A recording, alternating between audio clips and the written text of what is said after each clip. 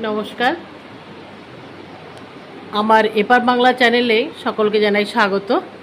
আজ আমরা বাংলা সংস্কৃতি পরিষদের পক্ষ হতে একটি সান্ধ্য অনুষ্ঠানের আয়োজন করেছি।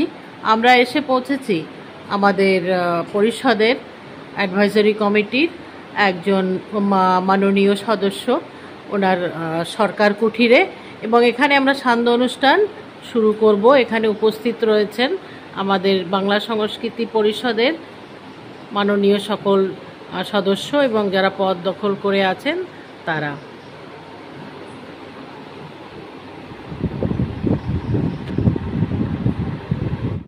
বুঝি যেটুকু মেলামেশা করে জেনেছি, তাতে আমাদের ওনার নামটা চক্রধর বাবু, ওনার লেখাটেখার ব্যাপারে মোটামুটি একটা ভালো ধারণা আছে।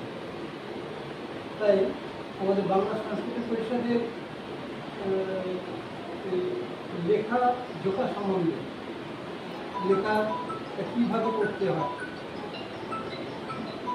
একজন যদি কিছু লিখতে চায় তাকে কী কী নিয়ে চিন্তা ভাবনা করতে হয়, কীভাবে সে আরম্ভ করতে পারে, এই ব্যাপারে ওনাকে বলব।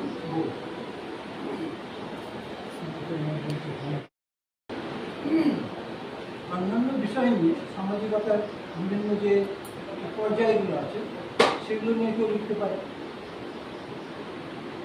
ভক্তি মার্গের কিছু রচনা আসতে পারে, তাতে কবিতা হতে পারে, কিছু একটা বিষয় করে লেখা হতে পারে।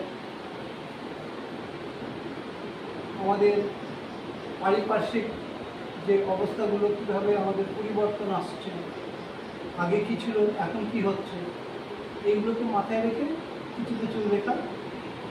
হ্যাঁ, যেহেতু বইটা মানে ম্যাগাজিনটা বেরোচ্ছে আমাদের আন্দামান থেকে, তো আন্দামানের পুজো কবে শুরু হলো, কতটা আগের তুলনায় এখন কতটা উন্নতি হয়েছে, এই টপিকগুলো আসতে পারে। ওই জন্য বললাম যে আমাদের আন্দামানের আগের অবস্থাটা যেমন ছিল আর এখন কিভাবে ধীরে ধীরে উন্নতি হয়েছে, আবার কোন কোন দিকের অবনতি হয়েছে জিনিসটাকেই আমাদের তুলে ধরতে হবে। এবং এই জিনিসগুলোতে কী হবে, যেগুলোতে আমরা মনে করব যে আমাদের কিছু কিছু জিনিস ভালো হওয়ার সঙ্গে সঙ্গে কিছু খারাপও হয়েছে, সেই খারাপ দিকগুলোকে তুলে ধরে সেইগুলোকে কী করে আমরা উন্নত করতে পারি সেই বিষয়ে চিন্তা ভাবনা করতে পারি। পত্রিকার তো মূল উদ্দেশ্য এটাই। হ্যাঁ, মূল উদ্দেশ্য যেহেতু পুজো সংখ্যা, সে পুজোকে নিয়ে, দুর্গা পুজো টুজোকে নিয়েই হবে এরকম আর কি। চক্রধর স্যার বলবেন। বেশ কথাবার্তা বলতে তো ঠিকঠাক ছিল, এখন একদম বাবু হয়ে গেছে, কথা বলবে। আমি তো শুনছি, আমার সময় জ্ঞানীর হয়ে তো শুনবে, কথা কিছু বলেন। হ্যাঁ, চক্রধর বলুন, আপনাকেই অনুরোধ করা হয়েছিল।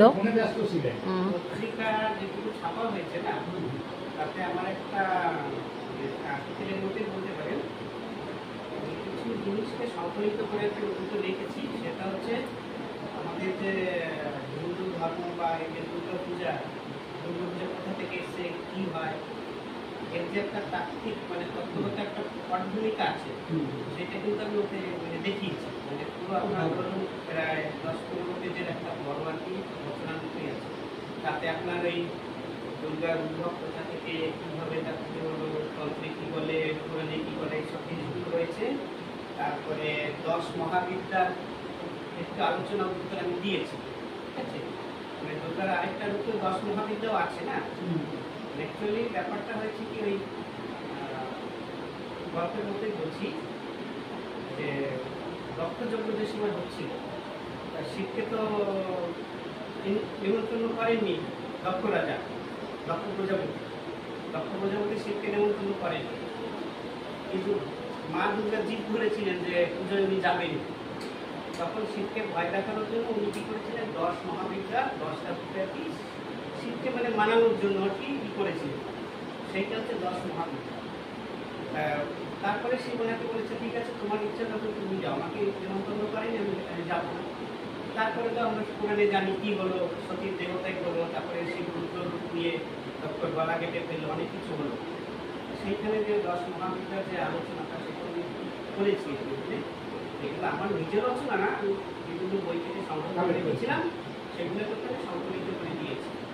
তারপরে আমাদের ঘরে নেই অনেকে অনেক ভুল ধারণা নিয়ে চলে, ঠিক আছে, যে কৃষ্ণ আসলে কি, কৃষ্ণ যে 16,000 বগির কথা বলছে, এগুলো আসলে কি, ঠিক আছে, অনেক অনেক নোংরামি আর কি এগুলো ছড়াচ্ছে সমাজে। এগুলো আসলে যে একটা তাত্ত্বিক পটভূমিকা রয়েছে, একটা ভুল একটা অর্থ রয়েছে, সেই জিনিসটার মধ্যে দেখানোর চেষ্টা করেছি। শ্রীকৃষ্ণ যে 16টা বাঁশির যে 6টা রন্ধ্র, 6টা পুতুল, এগুলো স্বরলিপি, এসব ব্যাপারগুলো রয়েছে আর কি। আমি একটা ভালো আলোচনা করেছি। আর কিছু ওর মধ্যে দিয়েছি যে আমি ফেসবুক থেকে সংগ্রহ করেছি, যে আমাদের বাংলায় আর কি এমন অনেক মনীষীরা জন্ম নিয়েছে যাদের কথা আমরা জানি। তারপরে তাদের সে সম্বন্ধে সেসব বইপত্র লাইব্রেরিতে পাওয়া যায়, মানে আমরা তাদের ভুলেই গেছি। এরকম কিছু মনীষীর কথা আমি অভিজ্ঞতা লিখতেছি, ঠিক করেছি কি? একদম ঠিক। হ্যাঁ, একদম ঠিক আছে। কয়েকজনের নাম বলুন না, কয়েকজনের নাম বলুন। পড়াশোনা না করে যেমন রাধানাথ শিকদার, যে মাউন্ট এভারেস্টের উচ্চতা মাপলেন, কিন্তু অ্যাকচুয়ালি ওই পর্বত শৃঙ্গটার নাম হওয়ার দরকার ছিল রাধানাথ শিকদারের নাম, কিন্তু উনি ওই সরকারি ওই জরিপ বিভাগে কাজ করতেন। ওখানকার যে অফিসার ছিলেন ইংরেজ এভারেস্ট, উনি কি করলেন, ওর চালাকি করে আর কি ওনার নাম ওই মাউন্টেনের নামটা রেখে। তারপরে আমাদের জগদীশচন্দ্র বসুকে উনি যে রেডিও আবিষ্কারটা কিন্তু উনি করেছিলেন, নাম হয়ে গেছে, থেকে ফর্মুলাটা তৈরি করে মার্কনি, মার্কনির নাম, হ্যাঁ, সেটা প্রচার করে দিয়ে উনি নোবেল প্রাইজ পেয়ে গেলেন। এরকম অনেক জিনিস আছে যেগুলো আমরা জানি না। তারপরে কাঙ্গাল হরিনাথের কথা আমরা জানি। হ্যাঁ, চুরি করেছিল, ওটাই তো আছে ইতিহাসে, চুরি করে নিয়ে নিজের নামে করেছিল।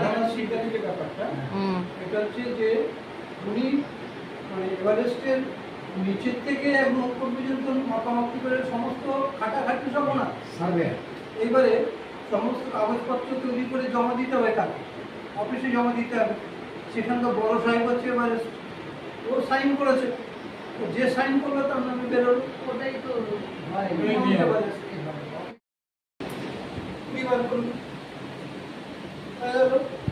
এইবার হচ্ছে এই আঙুলটা গুলাম ভেতরে ঢুকে এটাকে চাপ দিলাম, চাপ দিয়ে এখানে আমি এনে এইভাবে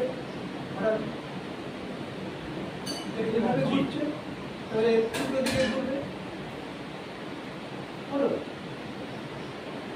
কিছুই না। আমাদের বডির যতগুলো জয়েন্ট আছে সবগুলো জয়েন্টকে সচল পরিষদে আমাদের এক্স প্রেসিডেন্ট এবং অধ্যকার মানে জমজমাট আড্ডা Haldar sir, Haldar madam, Manaska madam, আমাদের রায় ম্যাডাম, আমাদের চাটার জন্য এবং অনেক ধন্যবাদ। খুব সুন্দর লাগলো, খুব ভালো হলো। এখন আমাদের পরিষদের সেক্রেটারি মহাশয়া ম্যাডামকে অনুরোধ করব আজকে ধন্যবাদ জ্ঞাপনের মাধ্যমে আজকের অনুষ্ঠান সমাপ্তি ঘোষণা করার জন্য। না, ধন্যবাদ জ্ঞাপনের আগে আমি একটু জানতে চাইব যে আজকে আমরা যেখানে এসছি অসীম সরকার মহাশয় এবং আমাদের সুতপা দিদি ভাই এনাদের ঘরে, তো আমি জানতে চাইব যে এই বাংলা সংস্কৃতি পরিষদে আপনাদের আগমনের ভূমিকাটা কী ছিল এবং কতটা আপনারা সাকসেস হয়েছেন। আর সেই সঙ্গে আমি জানতে চাইব যে এই যে আমাদের শ্রী আনন্দমূর্তিজির সঙ্গে আপনারা রয়েছেন, যুক্ত রয়েছেন, তো এটা কেমনভাবে এলেন এবং আপনাদের জীবনে এর প্রতিফলনটা কি, এই সম্পর্কে একটু জানার পরেই আমি সমাপ্ত করে দেব। বলুন দাদা, বলুন আগে। হ্যাঁ, বসেই বলুন, এটা তো আমাদের ঘরোয়া প্রোগ্রাম। বাংলা সংস্কৃতি পরিষদের সঙ্গে আমি শুরু থেকেই আছি। 2 2008 সাল 2008 সালের আগে থেকে আমাদের একটা চিন্তা ভাবনা চলছিল। তখন এনসি বৌদ্ধ বলে একজন অফিসার, সেন্ট্রাল গভর্নমেন্টের একজন অফিসার এসেছিলেন। উনি আমাদের আর কি বলেন যে এরকম একটা প্রয়োজন আছে, এখানে একটা সেরকম দেখি না, বাঙালি ক্লাব আছে, বাঙালি ক্লাব ওটা তো একটা এন্টারটেনমেন্ট ম্যাক্সিমাম ওখানে ইয়ে হয়, কিন্তু বাংলা কালচারকে কীভাবে আমরা এগিয়ে নিয়ে যাব, বাংলার যে আমাদের যে ভাষাটা এখানে আন্দামানের যেটা ধীরে ধীরে ওটা ডিমিনিশ হয়ে যাচ্ছে, শেষ হয়ে যাচ্ছে, এই ভাষা আমাদের যে কালচার, ওখান থেকে বাংলাদেশ থেকে যারা এসছেন তাদের যে কালচার সেটাও আস্তে আস্তে একটা হিন্দি কালচারের সঙ্গে মিশে একটা জগা খিচুড়ি কালচারের জন্য এইসব চিন্তাভাবনা নিয়ে এই সংগঠনটা আর কি গঠন, আর যাতে করে আমাদের যে কার্যকলাপ আছে, যে আমরা যে ক্যালেন্ডার পালন করি তাতেও বিভিন্ন রকম প্রোগ্রাম আমরা নিয়ে থাকি। তো যাই হোক, শুরু থেকেই আমার অ্যাকচুয়ালি সমাজে কিছু করা উচিত, এবং অ্যাটলিস্ট আমাদের ছোটো ভাই বোনেরা যারা নেক্সট জেনারেশন আসছে তাদের কথাও চিন্তা ভাবনা মাথায় আসে। আমি সাহিত্য বা কিছু এগুলো আমার ভিতরে সেরকম কোনো কোয়ালিটি নাই, তবে পড়াশোনা করতে ভালোবাসি। ছোটোবেলা থেকেই সাহিত্য, বঙ্কিম সাহিত্য, শরৎচন্দ্র সাহিত্য, বিভূতিভূষণ বন্দ্যোপাধ্যায়ের বই সবগুলো পড়তাম। আর একটা ওই সাহিত্য থেকেই কিছু না কিছু প্রেরণা ইসের জন্য, দেশের জন্য, দশের জন্য কিছু করার প্রেরণা পেয়েছিল। সেই থেকে একটা ইয়ে আছে, সেই জন্য আমি শুরু থেকেই এই সংগঠনের সঙ্গে জড়িত আছি।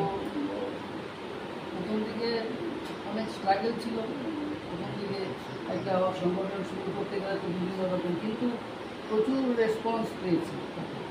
আর সঙ্গে সঙ্গে আমার অর্ধাঙ্গিনী সেটা পায়, ও তো ভীষণভাবে সাপোর্ট করেছে। আমি তো এই দুটো সব ঘুরে বেড়াতাম, বাচ্চারা ছোটো ছিল, ও সবসময় আমাকে সাপোর্ট করে গেছে। এমন প্রোগ্রাম হয়েছে এখানে রান্নাবান্না করা, তারপর মিষ্টি প্যাকেট প্যাকিং করা, এইসব কাজগুলো আমরা ঘরে বসে সব এসবগুলো করেছি, বেশ আনন্দেই করেছি, সেগুলো খুব আনন্দ লাগছে। কিন্তু ধীরে ধীরে ট্রান্সফার হয়ে এখান থেকে চলে যাই, পরে ধীরে ধীরে সংগঠনটা দেখছি যে এটা সেভাবে যেভাবে শুরু হয়েছিল, যেভাবে এক্সপ্যান্ড করার কথা ছিল সেভাবে এটা গড়ে ওঠে। আবার ধীরে ধীরে আবার কম হতে শুরু করে। তারপরে ট্রান্সফারে আসার পরে এখানে আমি চেষ্টা করেছিলাম যে কিছু প্রোগ্রাম করা হোক, দাদারা অনেক সাথ দিয়েছে, তবুও সেভাবে রেসপন্স আজ পর্যন্ত সেটা ইয়ে আশা করা হয়েছিল, যতটা আশা করা ছিল হয়নি। আর এটা তো আমরা যখন শুরু করেছিলাম তখন আমাদের সমস্ত প্রোগ্রামই আনন্দমার্গের স্কুলে করা হতো। ওনারা আমাদেরকে ভীষণভাবে সাপোর্ট করতেন, বিনা মূল্যে কোনো ধরনের পয়সা করে কিছু আমাদের দিতে হতো না। ওখানেই সমস্ত প্রোগ্রাম করতাম, আমরা ম্যাক্সিমাম প্রোগ্রাম ওখানেই। আর যাই হোক, এখন ধীরে ধীরে আরও হবে, আমরা সেই আশা রাখি। আর এটার প্রয়োজন আছে, তার কারণ শুধু এটা পপুলারে থাকতে হলে হবে না, এটা গ্রামে গঞ্জে চারিদিকে এই যে একটা বাঙালি সেন্টিমেন্ট, এটা ছড়াতে হবে। আমাদের ভাষা আর আমাদের সংস্কৃতির যে সেন্টিমেন্ট, এটা যাতে বিলুপ্ত না হয়ে যায়। মেইন হচ্ছে আমাদের বাংলা ভাষা সংস্কৃতিটাকে ধরে রাখা, হ্যাঁ বিশেষভাবে প্রয়োজন, এবং এটা যেন আমাদের পরবর্তী প্রজন্মের মধ্যেও এটা আসে এবং এরা বাংলা ভাষাটাকে বোঝে রাখে। সেই জন্যই আমরা শুরু করতে চলেছি কি বাংলা ক্লাস।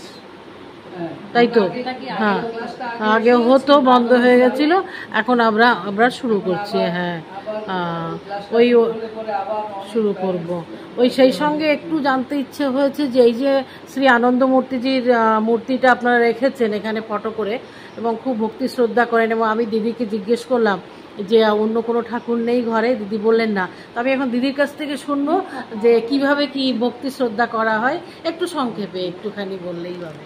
ইনি আমার গুরু।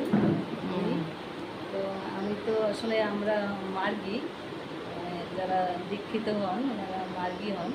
তো আমি তো মার্গী ফ্যামিলি থেকে না, আমি এই ফ্যামিলিতে আসার পরে দেখেছি আমার শাশুড়ি মা উনি মানে মার্গী, তো আমি দীক্ষা নেওয়ার পরে আমি মার্গী হয়েছি। ভালো। সকাল সন্ধ্যা পুজো করেন? হ্যাঁ, আমাদের মেইনলি সাধনা পুজো থাকে, গান কীর্তন। ঠিক আছে, অনেক অনেক ধন্যবাদ।